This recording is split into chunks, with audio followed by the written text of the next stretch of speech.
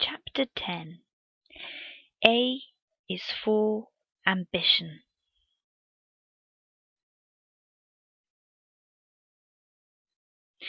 I run after my dreams fearlessly.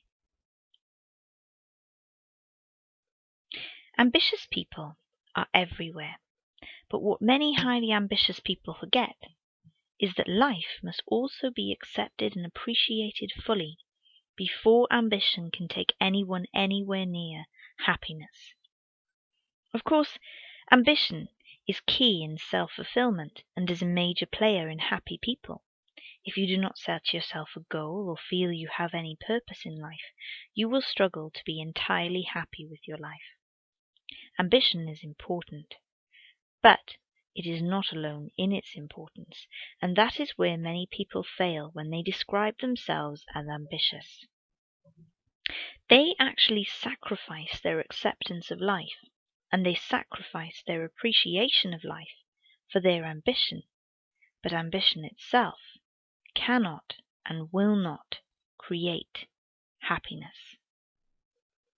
What goes wrong then? The ambitious person has a goal, a dream, a clear idea of where they wish to be. The trouble is, some ambitious people see where they are and can't accept where they are, so they chase their goal to find acceptance, especially self-acceptance, and then they look around at life and they can't appreciate it as it is. They see the flaws, they see the problems, and they wish it to change. So they chase their goal in order to find things to appreciate. Then, when they get to the goal, which they fight and work and sacrifice themselves over, they find that because they haven't accepted or appreciated where they were before, now they have reached their goal and they can't accept the new problems that arise, and they can't appreciate the new things they have, and so they set about on another mission to achieve something else. These people, though their lives sometimes look sweet from the outside, can struggle to be truly happy. They struggle to find self-acceptance, and they struggle to find self-appreciation. That kind of ambition becomes more harmful than the kind that I am going to talk about. But the line between both is a very thin one. The ambition I would like to talk to you about is based within a dream you have of your life. It is something you feel passionate about, something you would love to be paid for, but you don't quite know how to get paid for it. This ambition is actually to spend your life doing what you love. Now, that is an ambition to have.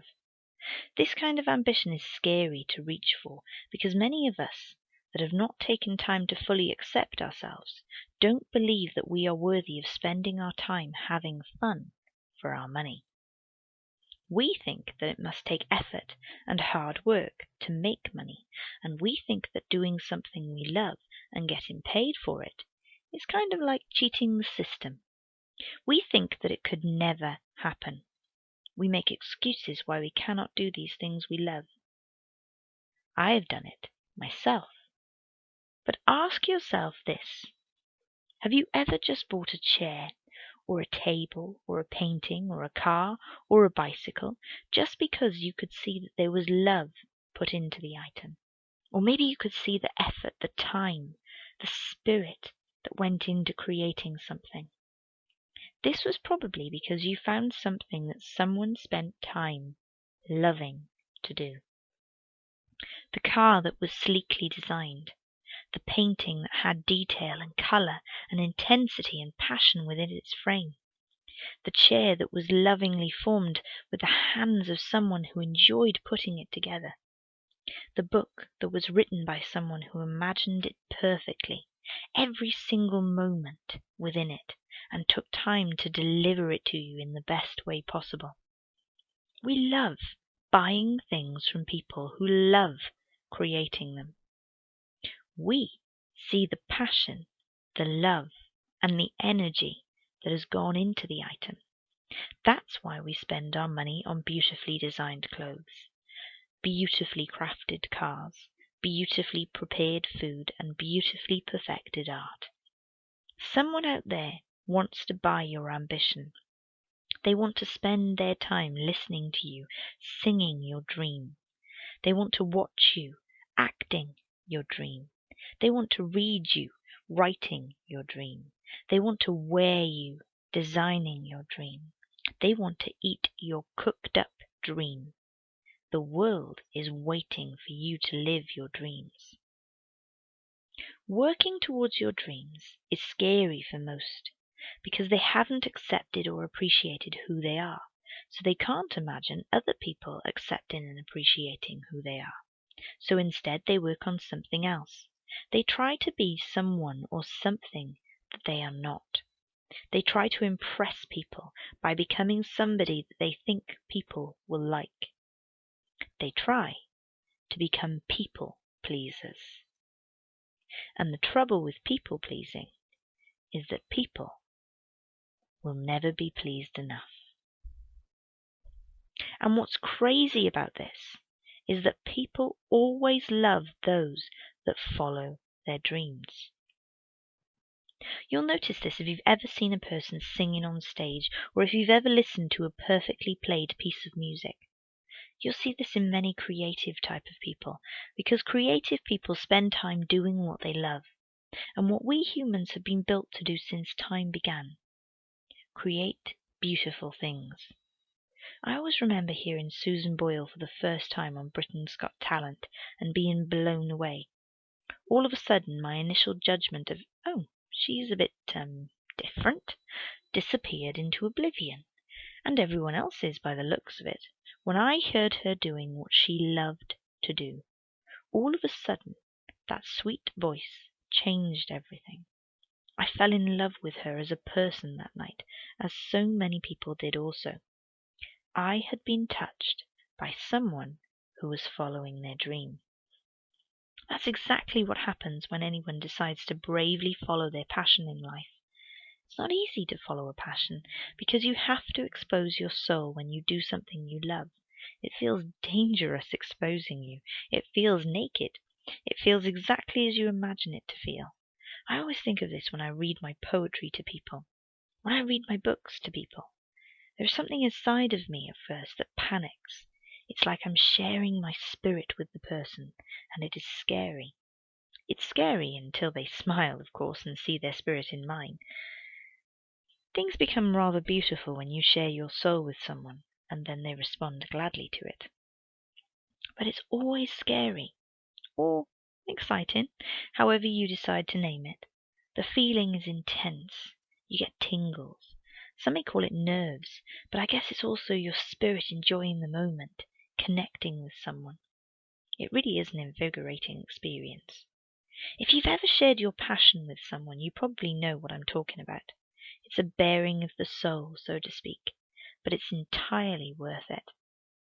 When working on your ambition, you have to be brave. You have to accept that you will have to work on your dream. You have to accept that not everyone will love what you do, but most will love the fact that you are doing something you love. You also have to appreciate whatever gift you have been given. Gifts are meant for sharing with the world. If you can connect with someone via your voice, your art, your words, your kindness, your talent, then you should take steps to start offering your gift out to the world. To do this, begin by accepting that there may be things you need to learn in order to become great at what you do. Even if you have a natural talent, you may need to hone your talent and increase upon it before you achieve your ambition. This will take time and effort, but if you love what you are doing, time and effort won't feel like time and effort. It will actually feel like fun. So just enjoy it. The next step in achieving your ambition is to appreciate the things you can do. Appreciate the fact that you enjoy this subject so much. Appreciate the fact that you love it. Appreciate that it feels so good to you and enjoy that feeling. It's great to have something you love so much. Then take your talent and ask yourself, if you could do anything with this talent, what would you do? Don't try to monetize it in your mind. The money will come. People will offer you money when the time is right. Just ask yourself what you would like to use your talent for. If you would like to make music, Would you like to make music to give people a reason to dance? Or would you like to relax them? Would you like to share your feelings with people, or would you like them to create a feeling within themselves? When I imagined myself writing as a young child, I just wanted to share my creations, my ideas with people. As I grew older, however, I learned more about who I wanted to be. I wanted to help people and help them help themselves. So this is why I wrote this book. You have a talent, and you have a unique way that you can affect the world while using that talent. Think about it. What would you like to say most to the world? What voice inside of you do you want to share, and why? Why? Your reason why is the greatest thing you can think of when deciding what it is you want to do. Why do you want to do what it is that you want to do? Your why is the most important part of this ambition section in your journey to happiness. You need a good reason why you want to do anything you set out to do. It is so important to ask yourself why, because if you don't know why you are doing something, you probably won't want to do it. It won't motivate you to do it. Have a think about why you want your gift to go out into the world and what you want it to give to others. Just imagine it for now. If you don't have an idea of what you want to do, maybe spend some time asking yourself some personal questions, such as, if there was an opportunity for me to spend all my time doing something, what would I choose to do? What would I do if I knew I could not fail in life? What do I love doing already, and why? Your ambition is such a personal thing for you. It is based on what your soul loves to do. It can be anything and for any reason. For example, when I had to leave my job, I took two things my soul loved to do and I put them together.